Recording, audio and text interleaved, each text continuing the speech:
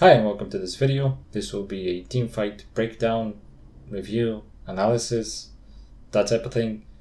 And we're going to be looking at G2 against Fnatic in their latest matchup, best of 5, game 5, dragon fight, 22 minutes into the game, very even, practically dead on. And I want to make this video because I think there's a lot of discussions around drafting and a lot of discussions around randomization, and those are completely valid discussions to have, nothing against that. But I think an area of the game gets neglected and kind of ignored when it comes to execution of certain team fights, specifically kind of around objectives, but like overall team fight executions seem to usually kind of get blamed on if a team loses a team fight or they lose an objective, a dragon, a baron. Usually I feel like it gets blamed on either the draft or the atomization. Those are absolutely factors that can contribute to a won or a lost fight. But I also think there's like a big picture in these fights, especially around objectives where they happen around the same areas. So these areas, obviously around the dragon, around the baron, are areas where you can have a lot of team fights, and they're gonna play out very similarly because again you're fighting in the same area. And when it comes to the big picture, when it comes to the kind of the approach you have to the fight, the angles, the directions, those type of things, I think a lot of the times kind of get ignored and neglected when it comes to analysis. And so this is what I want to make. This is why I want to make this video and focus on Caps' position in a couple of these dragon fights. I think, like looking at team fights, very often it feels to me that teams just kind of approach team fights randomly. There's really no purpose to it. There's really no idea behind how you're gonna have the team fight, which angles you're gonna take, which direction the fight is gonna take. There's really no consideration for those things most of the times, if not all of the times, in my opinion, just looking at these team fights. And so with Caps' position here, it's absolutely horrible. There's just no reason for him to be here. I'm gonna scroll back a little bit because there was a bit of a skirmish here. Nobody dies. A few ultimates do get exchanged. I think the Ash Arrow and the Set ultimate are down for G2, while just the Gangplank ultimate is down for Fnatic. So that's an advantage for them, absolutely. But I still think G2 could have won this fight. And so you can see Caps is gonna walk into this push. Pay attention to what he's going to do because it's going to be very little. He kind of gets spotted, I think, by a blue trinket. Trades with Lucian, has to back off. This engage here comes from Wonder, a really good looking engage. He flashes but misses the wall. There's no follow-up. The dragon is going to reset here. Wonder is going to die because G2 don't really know what to do in this situation. Do they go for the dragon? Do they try and save Wonder? Do they try and commit with him and possibly give up more kills? They kind of do a little bit of both, and they don't. Wonder dies. They lose the dragon because it reset, and they lose the fight. Now, definitely not tragic. I mean, they lost one kill and lost a dragon in the 22nd minute, a second dragon for Fnatic. Definitely not a big deal, but if you're G2, definitely not the outcome you're looking for. So, why is this position horrible? Well, simply put, he is in the front of the fight as LeBlanc. That's not where you're supposed to be as LeBlanc. The reason you're not supposed to be there as LeBlanc is because the front of the fight, the definition of the front of the fight is where the engage and most of the abilities are going to be being thrown. So if I play this through, you can see as the Ornn ultimate is going to come, the Ornn ultimate is going to come. You can see here the volley is coming, the hook, the Senna, I think this is the E or the Q. I haven't played Senna in a while. But you see a lot of abilities. The barrels here from GP, the ultimate I think from Gragas gets thrown out somewhere here. So all these abilities get thrown around here. This is what you want to avoid with LeBlanc. And you can see Caps had to move back, and he's all the way here where he's completely useless. So you can see this was the Gragas ultimate gets thrown, and the engage comes from Ornn, but there's absolutely no follow-up, and that's a problem. That's one of the problems. But yeah, that's why this position is horrible.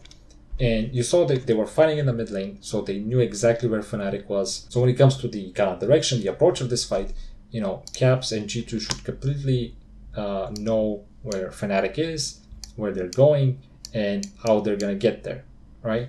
And so if you know this, why would you stay in front of them, whether it's here or here, right? Why would you be anywhere in this area as LeBlanc when you can be on the side, either on this side or on this side? And when they try to commit here, when they try to kind of fight for the dragon, you have access to the backline. You can avoid a lot of those abilities, not all, but a lot of those abilities from Fnatic. And now this area here is a little bit more difficult. You do have this big wall that you can't go through, so this is a little bit awkward. And obviously this is the enemy jungle, so if you don't have vision here, it's very likely that your opponent does have vision. And if you try to go deep here, it's quite a bit risky. If this was an Inferno Dragon map, there would be an opening here, and then this would be a little bit more viable because you can kind of threaten through here. You can just walk there without using abilities and just threaten, be aggressive, and if something gets thrown your way, obviously as LeBlanc you can kind of dash away, you can back away. So again, this position would actually be a little bit better if you kind of communicated with your team and you pulled the dragon this way and the rest of your team was here, and you kind of expected the fight to happen around here, so a little bit closer to this opening. So you have this angle, and you have this angle and this angle. It's a little bit, difficult, but you could have that as well. However, in this situation, definitely this position is way safer and way more effective for LeBlanc. And again, he's coming through mid lane, scoring back here. He's coming through mid lane. He has plenty of time to pick a position. Knowing where Fnatic is, absolutely no reason for him to stay here. I have no idea why he decided to stay here. He should have walked into here. He has a pink ward in the bush. It's a really strong position. I doubt that Nemesis will try and face check him in that bush. And if he does, he should be able to kill him. He should be able to bring him down very low. Worst case, I guess you can back off and pull Nemesis out of this area here and have a 4v4 here, and then look to win it that way. I'm not going to get into many what ifs, but definitely a much stronger position here. And if I play this through up to the engage, the problem with this engage is kind of the problem with any long range engage. Any long range engage means that you're going to have lag between your engage and your follow-up. And the bigger the lag between your engage and follow-up, the more time for your opponent to be flashing out, dashing out, barrels, hooks, ultimates, Gragas ultimate, Thresh ultimate, all those type of things to disrupt that follow-up. You have more time to do that when the engage is longer range. So this is one issue with this engage for the Ornn. So this engage looks great, but when you don't have follow-up, your engage is useless. And one way to kind of make these long-range engages more effective is if you have someone that you can engage into, as opposed to just having everyone behind you and expecting them to follow you almost exactly, and have a very instant follow-up. That's going to be very unrealistic. But if you have someone that you're going to be engaging into here, then you're very likely to have that instant follow-up. So imagine if LeBlanc was here, gets the knock-up, the distortion, the ult is already up here. So the distortion, ult distortion, double distortion, I guess that's how you say it. But yeah, this would have been, I think, a one fight. Now, sure, Fnatic have a ward here. They will spot as Caps comes into here, so they will spot him. But what are they gonna do? Like I said, are they just gonna try and face check him and contest him with just Lucian, or are they gonna try and get everyone to chase the LeBlanc and just ignore the dragon? I doubt that. And then not only that, but again, their approach here would be a lot more difficult, and they would have to think about a lot more things when LeBlanc is here. So that's this dragon. Now the next dragon is very similar. Again, they move from the mid lane. Transition into the river towards the dragon, and Caps once again is not going to find an angle. And this time he's going to be even I think even worse. Again, I don't know why he's trying to fight them here, to try and poke. Okay, maybe we're gonna put some damage down, but it's not really worth having a bad position for the fight, you know, just not worth. And I think here he kind of realized, I mean, I'm just, I guess, guessing, I don't know. Maybe he realized that he would be useless here, so he kind of looks, sees Whipple here, and it's like, okay, I'm gonna try and, you know, get a pick. He misses his W, he gets chunked out quite a lot, and at this point, you know, G2 are trying to save him, and you know, the fight just goes very bad for G2 at this point. He's pretty much dead. He doesn't have any abilities anymore. I think he used both his ultimate. Yeah, he used the ultimate. He used his W. And so I think Mickey should not have been trying to save him. I don't think Orn should have been trying. I don't think anyone should have been trying to save him at this point. He can buy as much time as he can, you know. But I don't know if they're gonna try. I don't know if they should be trying to save him at this point. And to be fair, I don't know if they can engage into here, but maybe, you know, with Self-Made wrapping around all the way through here, you know, if you had the Orn ultimate and the set ultimate, and you kind of press through here, press through here, I guess it could have worked, but they decided to try and save them. I don't know. It seems ridiculous. This is another mistake that happens a lot, by the way. Like, a lot of times people just funnel into the first thing that happens, right? So the first thing that happens is Caps gets caught. Oh my god, we gotta go save him. Like, why? He's dead. And then not only that, then they see Caps, right? And then now they run towards Caps. I mean, this is kind of ridiculous if you ask me. Like, okay, maybe they're trying to save Purple, right? Save him from Braum and Orn. Okay. I think Reckless and Hylissang can handle that. I don't think you need Lucian to be going there. I think Lucian, both Lucian and Reckless were just kind of had blood in their eyes trying to kill Caps. By the way, they don't kill him here. And in the meantime, G2 get the soul point while they're chasing Caps. Fnatic end up winning the fight, but they lose the soul point, which could have costed them. They almost end the game after this fight, but still, like, if you had Nemesis here, he should back off because he got the aggro from the dragon. Back off a little bit, but you have Self-Made coming through here. You should know that, and you can absolutely 2v2 these guys and kill them, get the dragon, and then deal with the LeBlanc with no items, no abilities, and below half HP, and the very scary Orn and Braum that you're trying to save Purple from. I don't know. I think this fight was horrible from both teams overall. The good fight that happened. There was actually a couple fights. I think this is one. So Capsule is in the bot lane, so he's somewhere there.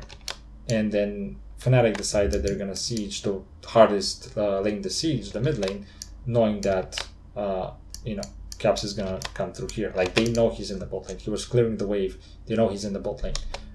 So he's gonna try and poke here for no reason again. And now you see when he's on the flank or on the side, he's missing all the abilities here. And he's gonna come in. I think he gets flayed, to be fair. But still, he gets a kill, gets an assassination, and I think they win this fight. Yeah, this is not the one where they almost won the game, but they win this fight. The next fight that they also almost won is similarly to this. If I find it, it's gonna be great. This is the fight. So again, Caps in the bot lane. He's not here. I think that's good for him because he's gonna come through a different angle, kind of. I'm not obviously going too deep into these, but if you watch here, Self-Made, he literally tunnels into this. Like, he completely ignores Jankos here. Like, oh, this is a set that can ult me back into his team. No big deal, right? It's fine. He walks past him. He uses his abilities onto him. Gets ulted. And now look at Caps again. Now this time, again, doesn't come through here, where's the front of the fight, the center of the fight, whatever you want to call it. This time he waits to the side, right? Now why? Well, you know what? I think this time there was a pretty obvious choke point. And so he's not going to go through there. He's not that insane, right? And he waits here. I think he also had cooldowns, but he waits here and gets a perfect here. Distortion, double distortion, and wins the fight basically with this. And again, if you look at Fnatic on the other hand, look at Selfmade, how just tunnel vision he's on to getting these kills, right? They get the kills here, they get the CC here, Perks flashes, Mick is gonna flash, and he's like, oh, I'm gonna get him now. Oh, wait, I'm blind, right? Like, you know, they got so many flashes and a few ultimates from G2. They could have just stopped here, right? Okay, they flash out, go towards Baron. Maybe try and kill him. Right? Ult him back, CC him, get him, kill him, go to the Baron. No, he's gonna go all the way here. Here as well. Again, why is he here? Like, what is he doing here?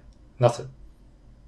Right? If he was, right, obviously they're coming in right quickly, but as they're killing here the turret and the inhibitor, I think he should start to split from them and move into this direction. And I'll explain that in a second, but it's pretty, again, it's kind of the same concept. You don't want to be with your team as LeBlanc, right? You don't want to be here. The more space you control, the less space your opponent controls, right?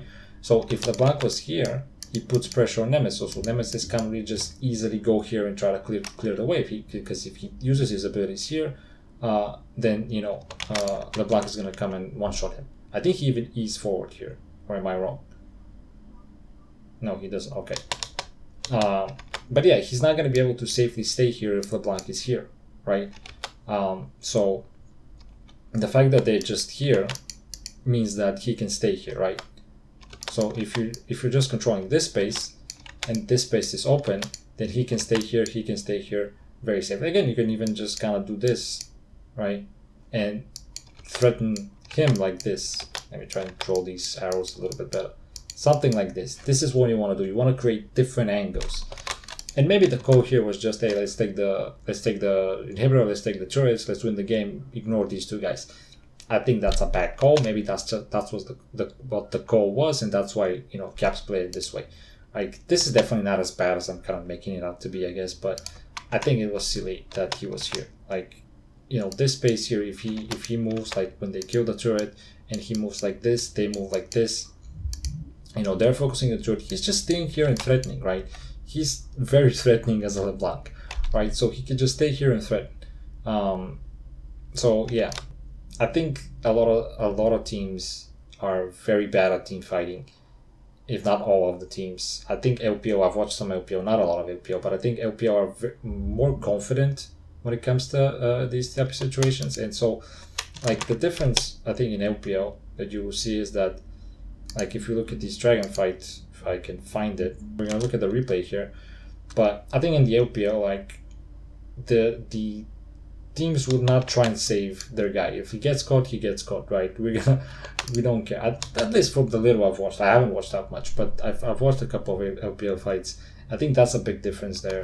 Is, you know, look at this. Like, both teams are gonna just gravitate to that immediately. Like, the first thing that happens, both teams just gravitate to that. Like, look at this.